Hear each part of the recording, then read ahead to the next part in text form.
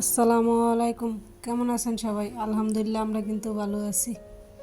দেশে এবং দেশের বাইরে যে যেখান থেকে আমার ভিডিওটি দেখছেন বা শুনছেন, আশা করি আল্লাহর রহমতে সবাই ভালো আছেন। তো আজকেও প্রতিদিনের মতো ছোট্ট একটি ব্লগ নিয়ে আপনাদের মাঝে হাজির হলাম। তো প্রথমেই বলে রাখি, আমার কথাতে কিন্তু অনেক ভুল ত্রুটি হয়, সবাই ক্ষমা সুন্দর দৃষ্টিতে দেখবেন। তো আমি কিন্তু কিছু তরকারি কাটাকুটি করে নিতেছি, এদিক দিয়ে দুপুরের রান্না বসাবো আর কি, সেজন্য। তো যারা আমার ভিডিওটি দেখতেছেন প্লিজ লাইক দিয়ে পুরো ভিডিওটি কন্টিনিউ করবেন। তো কে বা কারা জানি ভিডিওতে লাইক করে আবার লাইক তুলে নেয়, সাবস্ক্রাইব করে আবার তুলে নেয়, যাক যাদের মন চায় করুক, সমস্যা নাই। তো যারা এই কাজগুলো করে, আমি তো দেখি না, কিন্তু আল্লাহ তো ঠিকই দেখে সব কিছু। মনে করেন যে সাবস্ক্রাইব করে দেন, এটা করে দেন, সেটা করে দেন, করায়া যদি কেউ আবার কাইটা নেয় তো অনেক সমস্যা নেই। তো এরকমভাবে কাউকে সাবস্ক্রাইব না করা বা লাইক না করাটাই ভালো। যদি কারো ইচ্ছা হয় দেখবো, না ইচ্ছা হইলে না দেখবো, এটা তো আর জোর করার জিনিস না। তো আজকে রান্না করব ফুলকপি দিয়ে, মাছ দিয়ে আর উস্তে ভাজি আর কি। তো এদিক দিয়ে যে মাছ দিলাম, আর সাথে কিন্তু একটা শিং মাছও আছে, ওইটা আমার ছেলের জন্য। তো ছোটো মেয়ে মাছ খাইব না আর কি, মাছ খায় না বললেই চলে। তো ওরা যে কী করে মাছ খাওয়া শিখাবো এটা জানি না।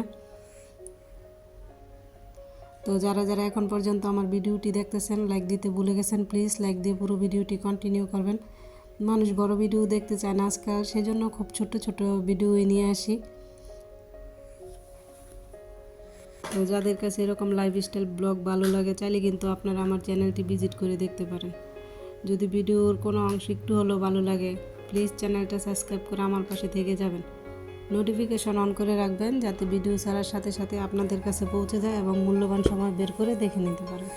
আর যারা এই কাজটি করে নিয়েছেন তাদেরকে অসংখ্য ধন্যবাদ।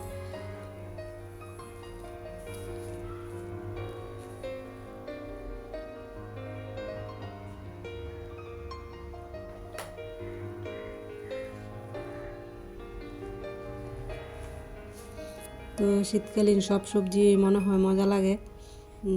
ধনিয়া পাতা দিয়ে রান্না করলে তরকারির স্বাদটা মনে হয় যে আরও বেশি বাইরে যায়। শীতকালে সব সবজি আমার কাছে ভালো লাগে, কম বেশি সব কিছুই খাইতে পারি।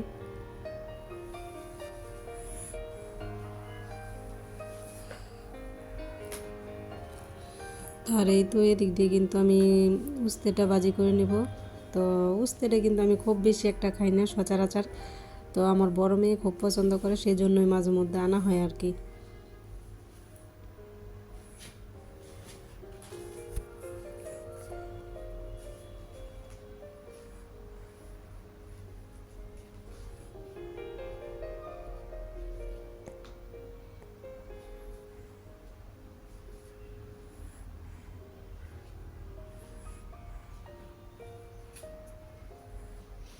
তো আজকে আপনাদের সাথে আরেকটা জিনিস শেয়ার করব।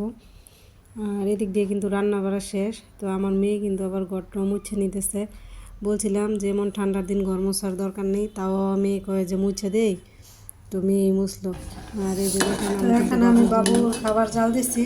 এতে আছে যে সুজি, কাজু বাদাম, কাঠবাদাম আছে, খেজুর আছে, কিশমিশ, সব কিছু দিয়ে জাল দিচ্ছি। এখন এটা ভালো করে ব্লেন্ড করে তারপর বাবুকে খাওয়াবো।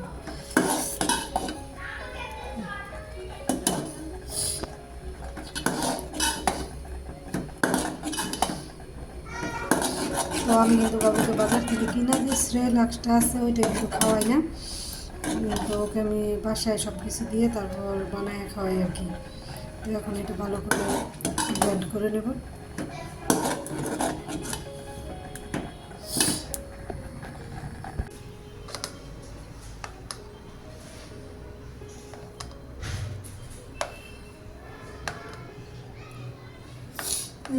ছেলের জন্য কিন্তু খাবারটা রেডি।